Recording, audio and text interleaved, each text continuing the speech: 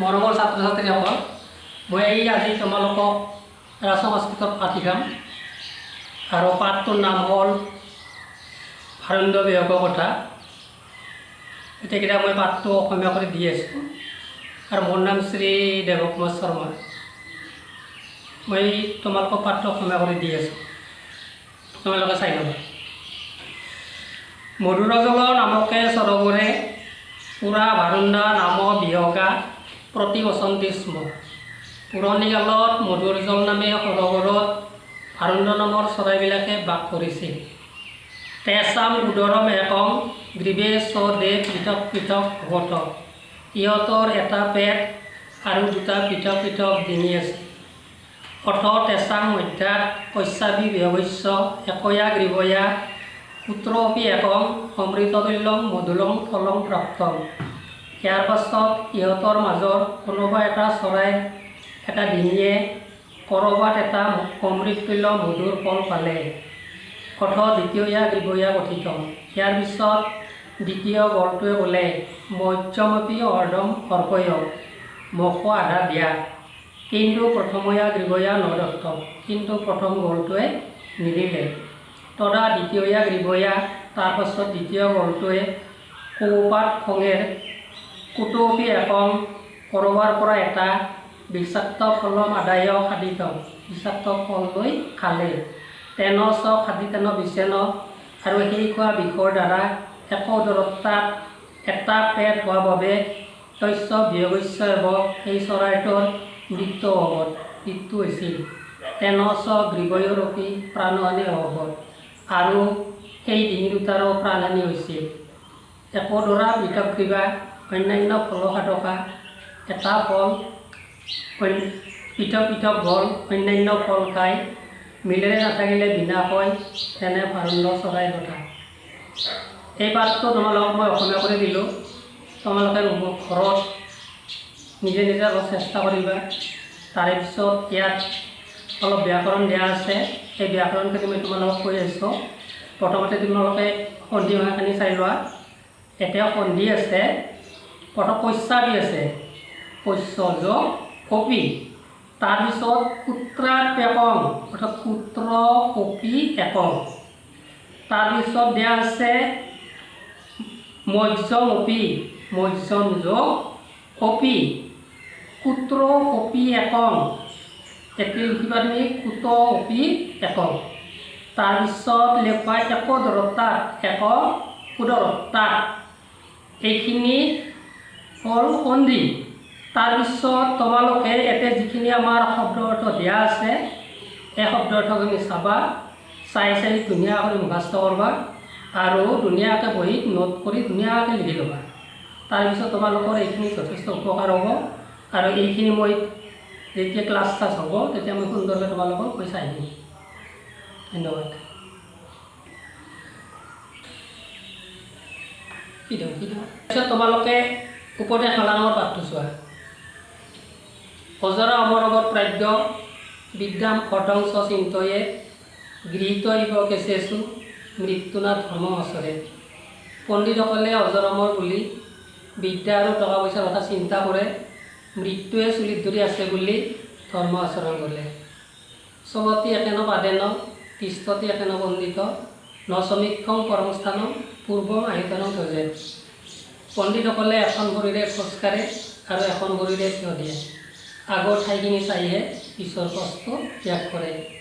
স্বজীৱতী গুণা যস্য ধৰ্ম যস্য স্বজীৱতী। যাৰ যি গুণধৰ্ম আছে তেওঁ সেইমতে জীয়াই থাকে। গুণধৰ্মবিহীন য নিষ্ফলং তস্য জীৱিত।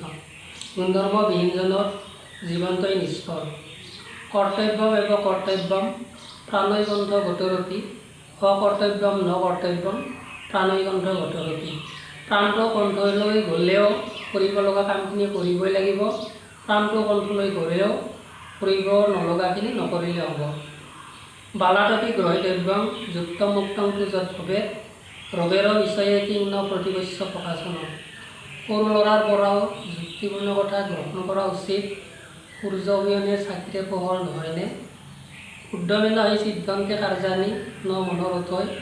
উদ্যমেৰে কাৰ্যসিদ্ধি হয়, মনেৰে ভাবি থাকিলে নহয়। নয় চুত্তস্য শূন্যস্য প্ৰবিশন্তি মুখে মিলা। শুই থকা সিংহৰ মুখত হৰিণা প্ৰৱেশ নকৰে। ধ্ৰুৱাণী পৰিতৈৰ্য অধ্ৰুৱাণী নিষেৱতে ধ্ৰুৱাণী উচ্চ নশ্যন্তি অধ্ৰুৱং নষ্টমেৱচ। যিজনে সত্যটো পৰিত্যাগ কৰি অসত্যটো গ্ৰহণ কৰে তেওঁৰ সত্যটো নষ্ট হয় আৰু অসত্যটো নষ্ট হয়। পিতৃ নিত্যং প্ৰিয়ং কুৰ্যাৎ আচাৰ্যস্য সৰ্বদা তেষু হি ত্ৰিষু তুষ্টেষু জীৱনং সফলং ভৱেৎ।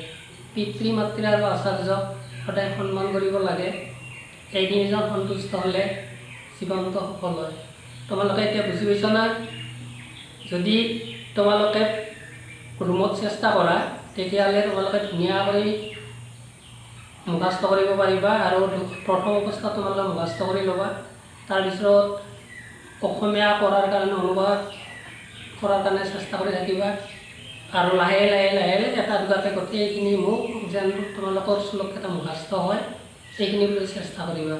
তেতিয়াহ'লে তোমালোকৰ কাৰণে যথেষ্ট উপকাৰ হ'ব আৰু তাৰে লগতে পাঠটো সহজ হৈ যাব। গতিকে তোমালোকে পাঠটো নিশ্চয় পঢ়িবা। এইখিনিয়ে উপদেশমালা নামৰ এই পাঠটোৰ অসমীয়া বিভাগ। অনুশীলনখিনি চাই ল'বা। এতিয়া অৰ্থলিখা বুলি আছে। প্ৰথম উদৰ মানে হ'ল পেট বা ডিঙি, গ্ৰীৱা মানে হ'ল গ'ল,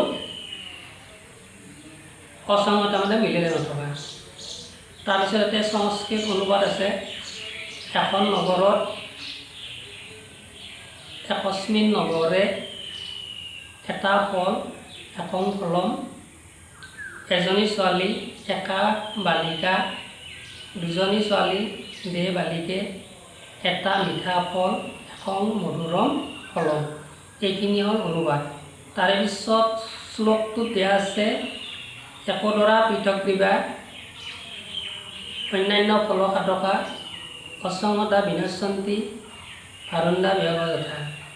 এটা পেট, দুটা পৃথক পৃথক ডিঙি, অন্যান্য ফল খাই, মিলেৰে নাথাকিলে বিনাশ হয়, যেনে ভাৰুণ্ড চৰাইৰ কথা।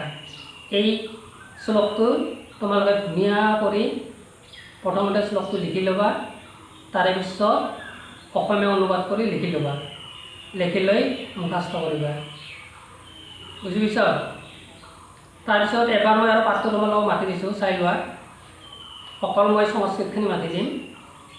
মধুৰজল নামকে সৰোবৰে পুৰা ভাৰুণ্ডা নাম বিহগা প্ৰতিবসন্তি স্ম।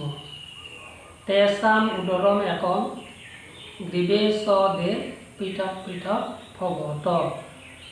অথ তেষাং মধ্যাৎ কস্যাপি বিহগস্য একয়া গ্ৰীৱয়া কুত্ৰপি একম অমৃততুল্যং মধুৰং ফলং প্ৰাপ্তম।